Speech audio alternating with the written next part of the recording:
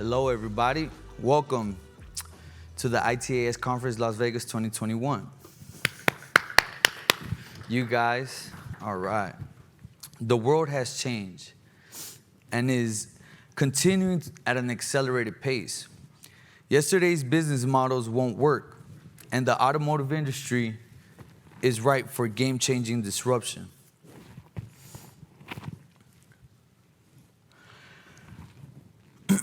Literally, from the purchase experience all the way through fulfillment and groundbreaking next generation models, relationships and technology will be the only way they will survive. So what's next for you, your company, and your industry?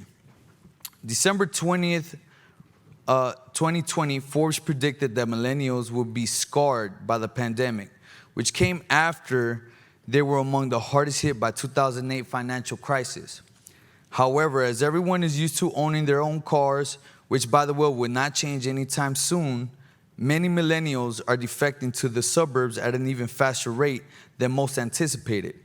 Vehicle ownership will be even more required here. Even amidst the mobility move, personal vehicles will continue to become a bigger part of our culture than ever before.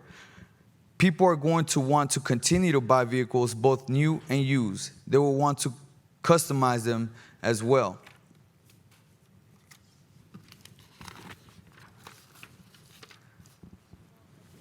The limitations of physical stores. From cramped spacing, people everywhere, and a lack of inventory, it's stressful to find what you like. But what if we could eliminate these issues altogether? With our integrated reality technology, Next Reality takes shopping into the home with virtual storefronts, transcending the physical limitations of brick-and-mortar space. From the moment you enter a virtual storefront, you're able to get inspired, connect, and shop, all from one place. What's more, you can virtually place products into your space in real time, allowing you to preview them before you buy. From the virtual to the physical with one click. Shop Next Reality.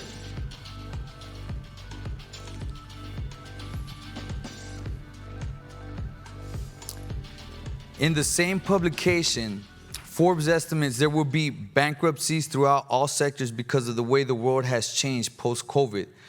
They warn to be prepared for many more innovative startups, brands, and manufacturing models in keeping with the various mobility trends. Gaps left by failed retailers and brands will make way for new innovative startups led by out-of-work millennials and Gen Zers. We'll also see some past CEOs try their hand at this. 90% will fail, 10% will be a huge success. In a Forbes article, this is by the Forbes articles, but with taxes likely rising this year, it will be survival of the fittest. One example is consumer to manufacturing. Manufacturing facilities are pivoting to produce items after the order is received, not before, shifting from design, make, sell to sell, design, make. Based on make to order, demand, and also reflecting the personalization trends of customized to a lot size of one. According to the Wall Street Journal, published March 24th, the car industry entered 2021 hoping to restock, but supply chain problems are extending the crunch. The supply chain disruption began late last year and have hit almost every major auto manufacturer in recent months, from Volkswagen, Nissan, General Motors, Honda, Toyota. These were the latest to be affected. Recently, halting production at some North American factories, GM and Ford have closed some North American factories for several weeks because of the chip shortage. GM has said the lost production could hurt pre-tax profit by as much as $2 billion. This year, Ford pegged to be hit at $2.5 billion. Another Wall Street Journal published last month stated that car makers have cut production of 1.2 million vehicles in North America across 13 states because of the shortage of computer chips, losing sales and amid high demand.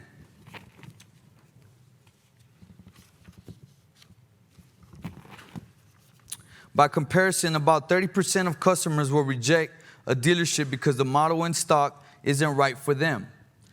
For one reason or another, but customers often strongly dislike the long process of sitting in the dealerships, finance and insurance offices, filling out paperwork and negotiating the terms of the deal.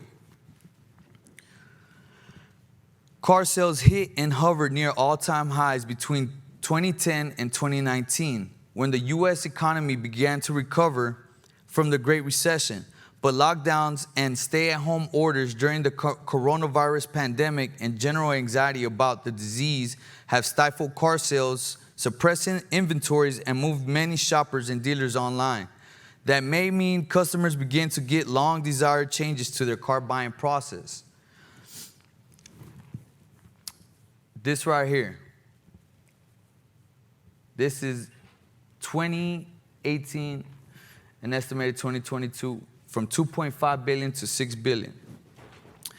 C2M, or consumer to manufacturer, in China is a new driver in the e-commerce landscape. In 2019, 420 million worth of consumer to manufacturer related bookings and sales were made in a single day during China's Double 12 shopping day. According to data from our research, this figure reached 2.5 billion in 2018. Forecast shows it will reach 6 billion by 2022, that's next year, which includes a compound annual rate of 24.4%. Though still a small percentage of China's total e-commerce market, it's a model that crucially enables brands to better address issue of inventory and supply chain efficiency. C2M is another indicator that brands which fail to listen to consumers on product preferences will miss a trick. Future of mobility. From Jeff Stout, he did a TED Talk.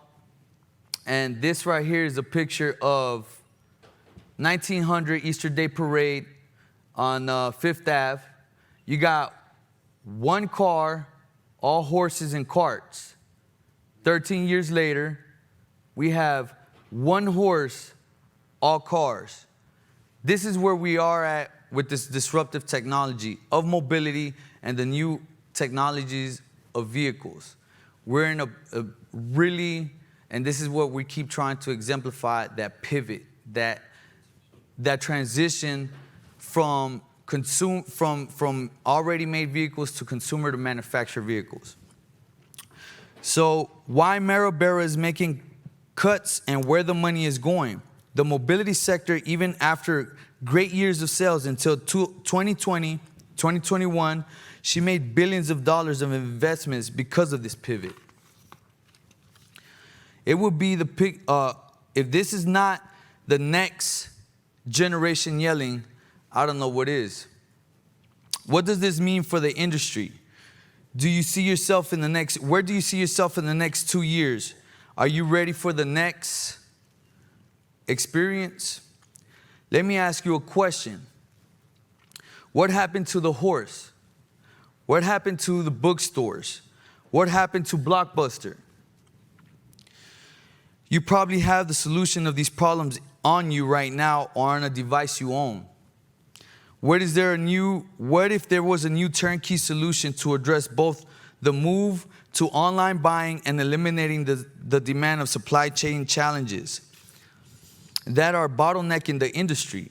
What if there was a way to enable OEMs to create the speed of flexibility they are going to need to address the mobility challenges and leapfrog the entire industry with some truly next generation technology? Today we present to you Next Reality.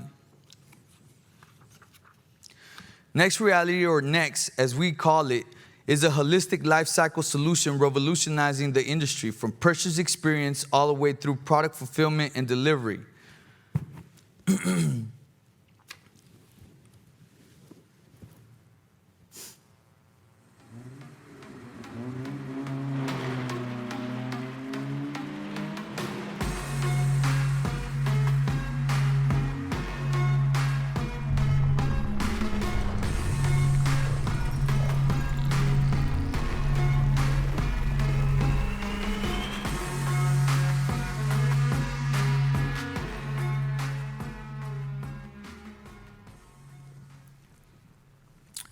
The next digital platform showcases brands, services, and products in a unified virtual space. Our platform allows you to display your offerings without the need for traditional brick-and-mortar stores, enabling customers to interact with your products in an integrated, holistic reality environment. We also are a generation supply chain fulfillment platform. Our mature digital SaaS solutions enable manufacturers, distributors, and retailers to synchronize and manage their entire value chains, ensuring on-time and full product delivery. Now let me introduce you to my colleague, Jonathan Call, Next Reality Supply Chain President.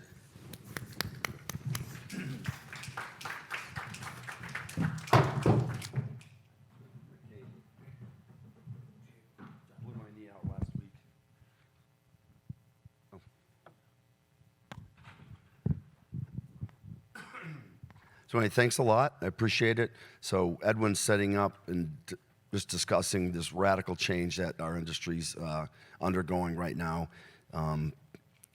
Like literally sea changes right now are happening. It's obvious.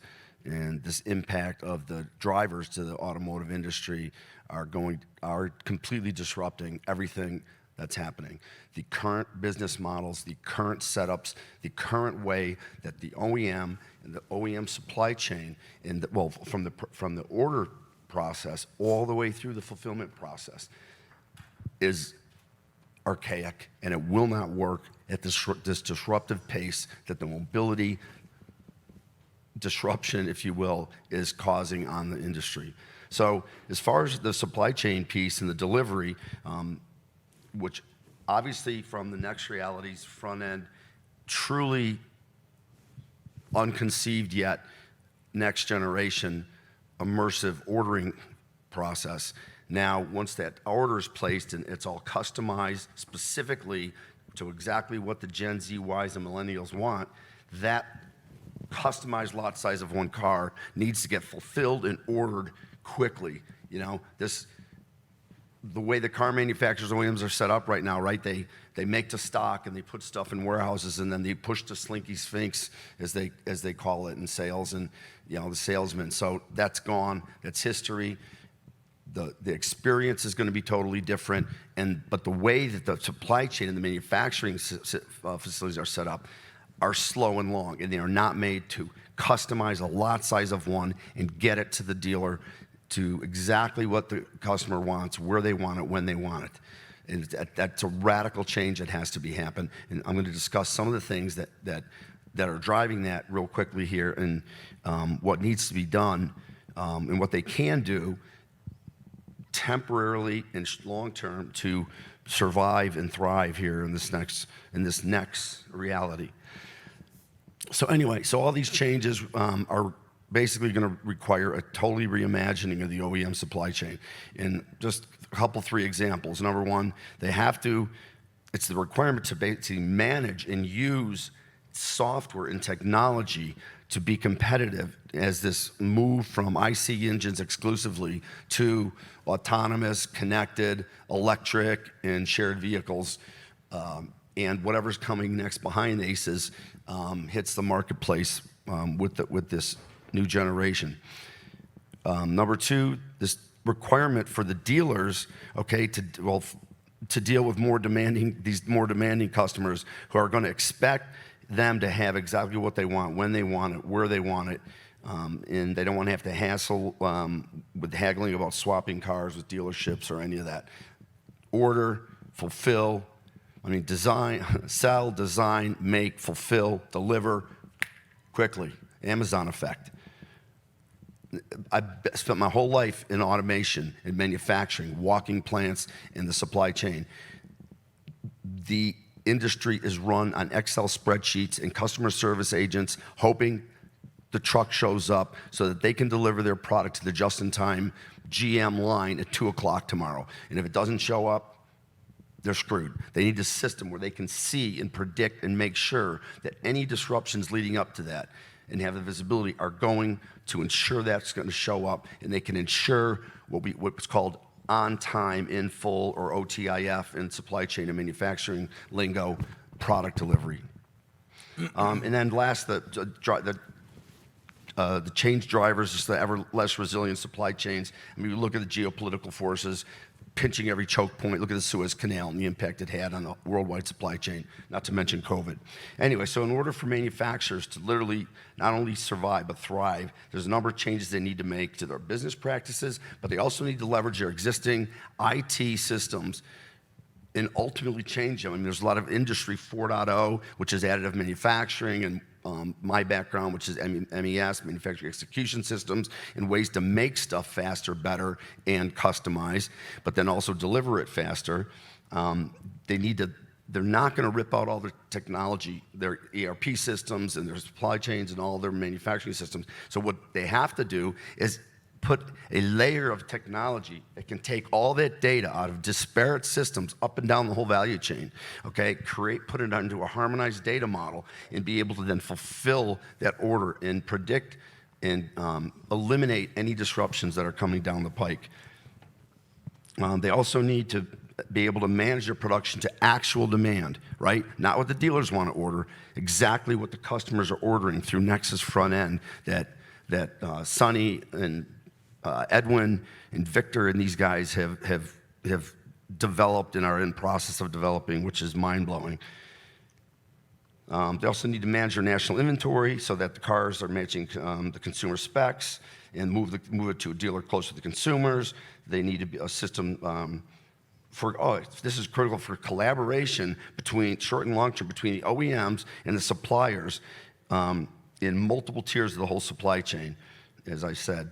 And they need the real-time ability to predict and direct and detect disruptions coming ahead of time. You know, looking at weather patterns and looking at the inventory and whether the tier 3 supplier plant has enough inventory, if it's going to go down, if the truck's delayed, any of that. They need end-to-end visibility and be able to predict that, alert it, get the right people talking, or create an automated business rule in the middle of the night when a tier 2 plant goes down to resource it from an ulterior approved supplier, and the truck still shows up the next day.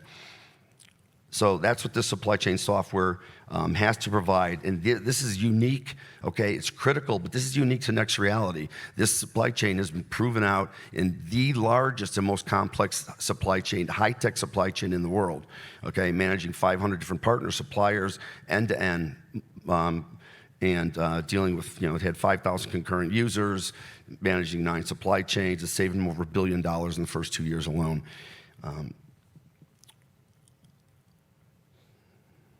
So again, yeah, they have to be able to alert, predict, and then have a response capability, not just have the visibility and predict and alert, but then do something with it. So the system and the solvers and the math engines with AI will predict, here's your 3 best options. And they can look at the options, see the ripple effects on the supply chain, choose one of the options, or decide what they want to do between the few people that were sent alerts that have to deal with this disruption. So basically, in order to real quick. In order to achieve it, there's certain critical things in the technology that it needs to have, which is this master data model I talked about that can harmonize all the disparate nomenclature and names and data item elements that everybody calls everything up and down the supply chain. And in summary, the OEMs need to deliver at an accelerated pace in this complex ecosystem that's going to require this non-invasive, interoperable backbone that's going to enable the manufacturers to basically increase their resiliency, implement best practices, and most importantly, more effectively anticipate and address all the challenges in their end-to-end supply chain. Thank you. Thank you, Jonathan. Well, in all, that is Next Reality's solution to the mobility issue. And we hope that we could come together and do business and find solutions to a lot of the industry's problems. Thank you. Oh, if you have any questions, if you guys have any questions, or me and Jonathan could take them either right now or after the session. You have questions?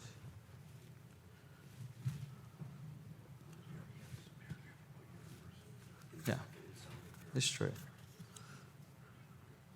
Are you doing any virtual reality stuff for your marketing programs?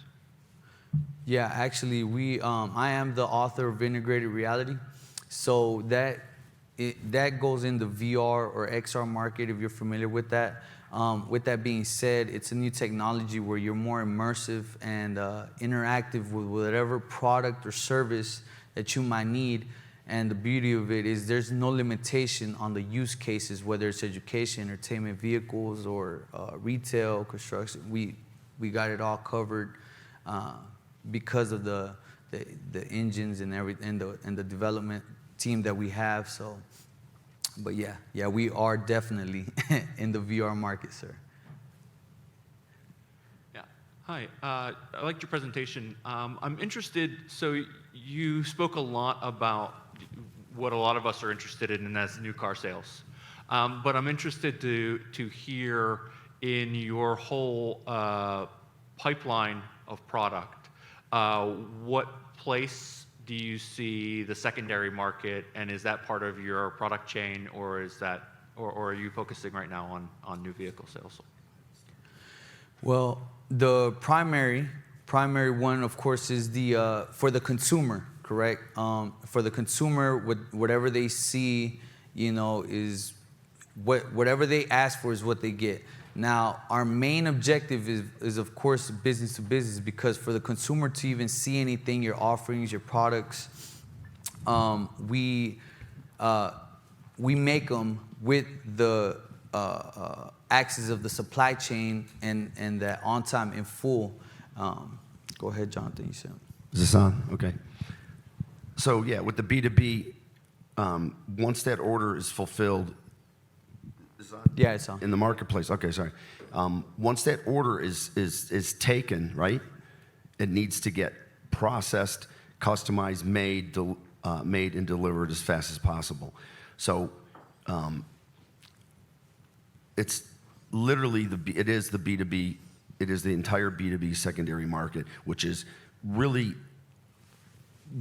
one of the most, I'll say it right, it is, the automotive industry is not prepared for this. They have not prepared for it. They are set up in their manufacturing plants with hard physical robotic lines and vision systems and programmable controllers and all the automation that in additive now manufacturing is great. They can do 3D printing and they can do, but at the end of the day, they're set up with production lines that need to run 200,000 cars, and it's not flexible manufacturing, okay? And they can't right now readily take lot size orders of one this immersive reality that these guys have come up with. It is truly a next generation way to interact and buy, and it's more than just Google glasses and whatnot. It's got human interaction inside the room. You can customize every little thing. It's like being in the showroom. But they're going to customize everything. The color of the wheels, all this. It's literally a lot size of one. It is the nirvana. Deliver a lot size of one effectively and quickly. Automotive is so far from being set up for that. That's why what we've come up with is this draping, this end-to-end supply chain layer and that backbone that sits over every system, disparate system at every supplier, co-manufacturer, 3PL, logistics provider, and giving everybody end-to-end visibility and creating that data into a harmonized model so that then business processes can be executed across all these partners, okay, out of their existing systems, okay, with not ripping everything out. Now, over time, they're going to want to create more, advanced physical manufacturing and manufacturing execution systems. Right now, this is the layer that can quickly get them to be able to do and keep up with the accelerated pace. And what these guys are going to create is going to just hyper accelerate the way the marketplace deals, buys, and sells. We're basically the missing link of what a lot of companies and structures are like that warning that everyone's getting. We're like the way to get to that next level. Like we have that solution from the ground up. It's a turnkey solution. It's like it can't get any more simpler. We handle all the grunge work regarding the the supply chain. We handle all the tech work. You know, it's SaaS, but it's more of a consumer to manufacturer as a service. So we cover just everything.